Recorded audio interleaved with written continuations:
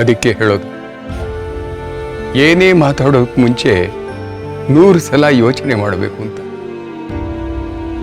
ದುರ್ಗಾ ಈ ಮನೆಗೆ ಸೊಸೆಯಾಗಿ ಬಂದಾಗನಿಂದ ನಿನ್ನನ್ನ, ನಿನ್ನ ಮಗಳನ್ನ, ನಮ್ಮ ಕುಟುಂಬನ ತನ್ನ ಪ್ರಾಣಕ್ಕಿಂತ ಹೆಚ್ಚಾಗಿ ಪ್ರೀತಿಸ್ತಾ ಇದ್ದಾಳಪ್ಪ. ಯಾವುದೇ ಕಾರಣಕ್ಕೂ ಅವಳ ಹೃದಯನ ಒಡಿಬೇಡ. ಮೈ ಮೇಲೆ ಹಾಕಿದ ಏಟಿನ ಗಾಯ ಮರ್ತೋಗುತ್ತೆ, ಆದರೆ ಮಾತುಗಳಿಂದ ಮಾಡಿದ ಗಾಯ ಯಾವತ್ತೂ ವಾಸಿಯಾಗಲ್ಲ. ಅವಳು ನಿನಗೋಸ್ಕರ ಇಡೀ ಜೀವನನೇ ಮುಡಿಪಾಗಿಟ್ಟಿದ್ದಾಳೆ ಕಣೋ.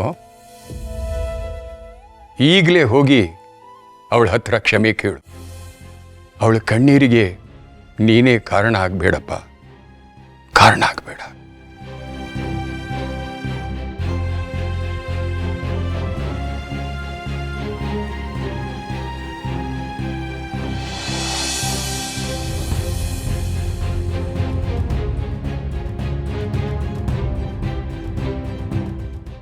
ಇಬ್ರು ಒಂದಷ್ಟು ಒಟ್ಟಿಗೆ ಟೈಮ್ ಸ್ಪೆಂಡ್ ಮಾಡಿದ ತಕ್ಷಣ ಅದು ಪ್ರೀತಿ ಅಂತ ಅನ್ನಿಸ್ಕೊಳ್ಳಲ್ಲ. ಇಬ್ರು ಭಾವನೆನೂ ಒಂದೇ ರೀತಿ ಇರಬೇಕು. 2 ಮನ್ಸುಗಳು ಒಂದಾಗಬೇಕು. ನಮ್ ಎದುರಿಗಿರೋ ವ್ಯಕ್ತಿ ಮನ್ಸಲ್ಲಿ ನಮ್ಮ ಪ್ರೀತಿಗೆ ಜಾಗ ಇಲ್ಲ ಅಂತ ಗೊತ್ತಿದ್ದು ಅದನ್ನೇ ಪ್ರೀತಿ ಅಂತ ನಮಗೆ ಬದುಕೋದಿದೆಯಲ್ಲ, ಅದು ಮುಟ್ಟಾಳ್ತನ. ಅವರು ಮುಂದೆ ಯಾವತ್ತೋ ನಮ್ಮನ್ನ ಪ್ರೀತಿಸ್ತಾರೆ ಅಂತ ಕಾಯ್ದಿದೆಯಲ್ಲ, ಅದು ಬದುಕಿದ್ದು ಸತ್ ಹಾಗೆ. ದುರ್ಗಾ, ಒಂದು ನಿಮಿಷ ನಿಂತ್ಕೋ ಪ್ಲೀಸ್.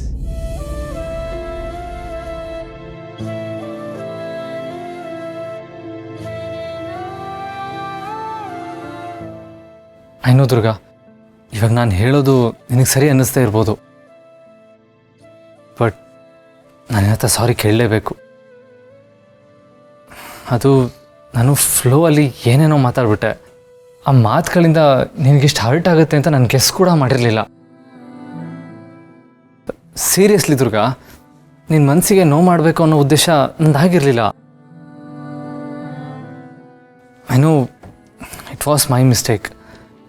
ಅದು ಕೋಪದಲ್ಲಿ ಕಂಟ್ರೋಲ್ ತಪ್ಪಿ ಏನೇನೋ ಮಾತಾಡ್ಬಿಟ್ಟೆ. ನಿನ್ನ ಮನಸ್ಸಿಗೆ ಈ ಥರ ಇಂಪ್ಯಾಕ್ಟ್ ಆಗುತ್ತೆ ಅಂತ ನನಗೆ ಗೊತ್ತಿರಲಿಲ್ಲ Durga. I am really sorry. ಪರವಾಗಿಲ್ಲ ಬಾಸು, ಯಾರ್ಯಾರ ಸ್ಥಾನ ಏನು ಅಂತ ಇಂಥ ಸಮಯದಲ್ಲೇ ಗೊತ್ತಾಗೋದನ್ಸುತ್ತೆ. ದುರ್ಗಾ, ಯಾಕೆ ಹೀಗೆ ಮಾತಾಡ್ತಾ ಇದೆಯಾ? ಅಲ್ಲ, ನನಗೆ ಏನು ಹೇಳಕ್ಕೆ ಬಂದೆ ಅಂದರೆ, ನಾನು ಹಾಗೆ ಹೇಳಿದ್ದಲ್ಲ.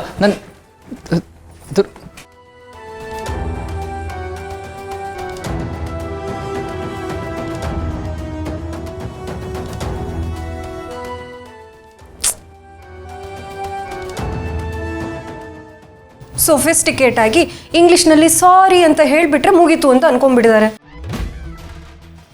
ಇವ್ರಿಗೆ ಸರಿಯಾಗಿ ಸಾರಿ ಹೇಳೋದಕ್ಕೂ ಬರಲ್ವಲ್ಲ. ಹೆಣ್ಣಿನ ಮನಸ್ಸನ್ನ ಸೈನ್ಸ್ ಫಾರ್ಮುಲಾದಲ್ಲಿ ಅಳಿಯೋದಕ್ಕೆ ಹೋದರೆ ಹೀಗೆ ಆಗೋದು. ಈ ವಿಷಯದಲ್ಲಿ ನಾನೇ ಏನಾದರೂ ಮಾಡಬೇಕು. ಪದೇ ಪದೇ ದುರ್ಗಂಗೆ ಇದೇ ವಿಷಯದಲ್ಲಿ ಹರ್ಟ್ ಆಗೋದು ನನಗಿಷ್ಟ ಆಗ್ತಿಲ್ಲ. ಇವತ್ತು ರಾತ್ರಿ ಇದೆ ಮಜಾ. ಅಂಬಿಕವ್ರೆ, ನಾವು ಇಷ್ಟೊತ್ತಲ್ಲಿ ಇಲ್ಲಿಗೆ ಯಾಕೆ ಬಂದಿದ್ದೀವಿ? ನಂಗೆ ತುಂಬ ನಿದ್ದೆ ಬರ್ತಿದೆ. ಪುಟ್ ಮೇಡಮ್ ಬೇರೆ ಒಬ್ಬಳೇ ಮಲಗಿದ್ದಾಳೆ. ಎಚ್ಚರ ಆದರೆ ಸುಮ್ಮನೆ ಹೆದರ್ಕೋತಾಳೆ. ದುರ್ಗಾ, ಹಿತಂಗೆ ತುಂಬ ಇಷ್ಟವಾಗಿರೋ ಒಂದು ಗೊಂಬೆ ಈ ಸ್ಟೋರ್ ರೂಮ್ನಲ್ಲಿದೆ. ಅವಳಿಗೆ ಸರ್ಪ್ರೈಸ್ ಕೊಡಬೇಕು ಅಂತ ನಾನೇ ಬಚ್ಚಿಟ್ಟಿದ್ದೆ, ಆದರೆ ಆಮೇಲೆ ಮರ್ತೋಯ್ತು. ಈಗ ಪ್ಲೀಸ್ ನೀನು ಒಳಗಡೆ ಹೋಗಿ ಅದನ್ನು ಹುಡುಕಿ ತಂದು ಅವಳಿಗೆ ಕೊಡ್ತೀಯಾ? ಗೊಂಬೆನಾ? ಇವಾಗ ಅದಕ್ಕೇನು ಅರ್ಜೆಂಟು?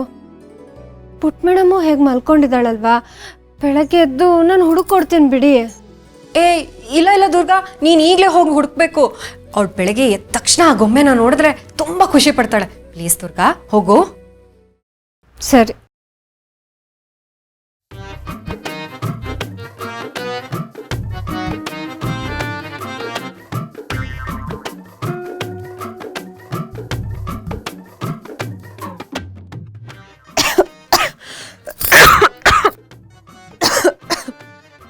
ಅಂಬಿಕವ್ರು ಬಿಡೋ ಥರ ಕಾಣ್ತಿಲ್ಲ. ಈ ಗೊಂಬೆ ಎಲ್ಲಿದೆ?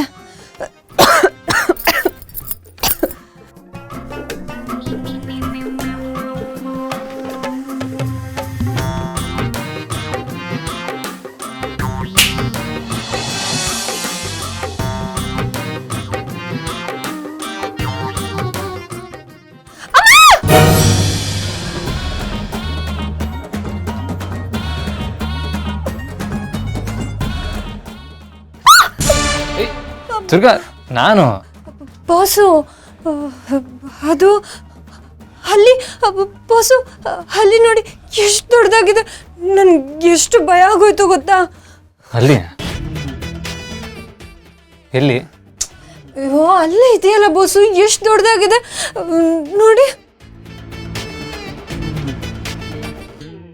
ಎಲ್ಲಿದೆ? ಅಯ್ಯೋ ಬಾಸು ಅಲ್ಲಿ ನೋಡಿ, ಅಷ್ಟು ದೊಡ್ಡದಾಗಿದೆ. ಯಾಕೆ ಕಾಣಿಸ್ತಲ್ವಾ? ಇಷ್ಟು ದಿನ ನಿನಗೆ ಮನುಷ್ಯ ಆತ್ಮಗಳು ಕಾಣಿಸ್ತಾ ಇತ್ತು, ಇವಾಗ ಅಲ್ಲಿ ಆತ್ಮ ಕಾಣಿಸೋದಕ್ಕೆ ಶುರು ಆಗಿದೆಯಾ? ಓ ನಾನು ತಮಾಷೆ ಮಾಡ್ತಿಲ್ಲ ಬಾಸು, ಅಲ್ಲಿ ನೋಡಿ ಎಷ್ಟು ದೊಡ್ಡದಾಗಿದೆ. ದುರ್ಗಾ, ಸ್ಟೋರ್ ರೂಮ್ ಅಂದರೆ ಅಲ್ಲಿರೋದು ಕಾಮನ್ ಅಲ್ವಾ? ಅದು ನನಗೆ ಗೊತ್ತು ಬಾಸು, ಆದರೆ ಇದು ಮಾಮೂಲಿ ಹಲ್ಲಿ ಥರ ಇಲ್ಲ, ಒಳ್ಳೆ ಡೈನೋಸರ್ ಥರ ಇದೆ. ಅದ್ರ ನಾಲ್ಕಿನ ಹೇಗೆ ಆಡಿಸ್ತಿತ್ತು ಗೊತ್ತಾ? ಹೌದಾ? ಮೋಸ್ಟ್ಲಿ ಜುರಾಸಿಕ್ ಪಾರ್ಕಿಂದ ಡೈನೋಸರ್ ಆತ್ಮ ಬಂದಿರಬೇಕು.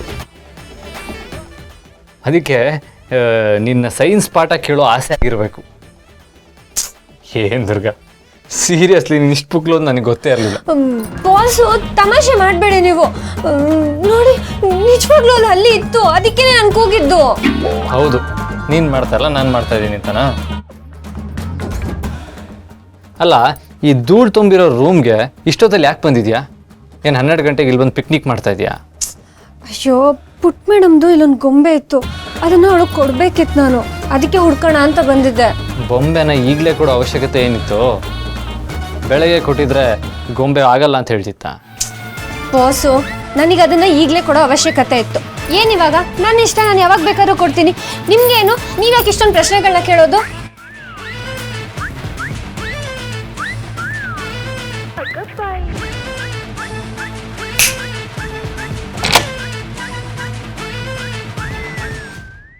ಈಗ ನಿಮ್ಮ ಶಬ್ದ ದುರ್ಗನ್ ಶಬ್ದ ಯಾರಿಗೂ ಕೇಳಿಸಲ್ಲ. ಶರತ್, ನೀವು ಯಾವಾಗ ನಿಮ್ಮ ಅಹಂನ ಸೈಡಿಗಿಟ್ಟು ದುರ್ಗನ ಹತ್ರ ಸರಿಯಾಗಿ ಸಾರಿ ಕೇಳಲ್ವೋ ಅಲ್ಲಿವರೆಗೂ ನೀವಿಬ್ರು ಸ್ಟೋರ್ ರೂಮಿಂದ ಆಚೆ ಹೋಗೋಕ್ಕಾಗಲ್ಲ, ಹೊರಗಡೆಯಿಂದ ಯಾರು ಒಳಗೆ ಬರೋದಕ್ಕೂ ಆಗಲ್ಲ. ನನ್ನ ತಂಗಿ ದುರ್ಗನ್ಗೆ ನೋವು ಮಾಡಿದ್ದಕ್ಕೆ ನಿಮ್ಗಿದೆ ಸರಿಯಾದ ಪನಿಷ್ಮೆಂಟ್. ನನ್ನ ಜೀವನದಲ್ಲಿ ನಾನು ಅಂಬಿಕಾ ಕೊಟ್ಟಿರೋ ಜಾಗನ ಬೇರೆ ಯಾರಿಗೂ ಕೊಡೋದಕ್ಕೆ ಇಷ್ಟಪಡಲ್ಲ. ಅಂಬಿಕಾನ ಯಾರು ರಿಪ್ಲೇಸ್ ಮಾಡೋದಕ್ಕಾಗಲ್ಲ. ಅಂಬಿಕಾ ಅಂಬಿಕಾನೇ.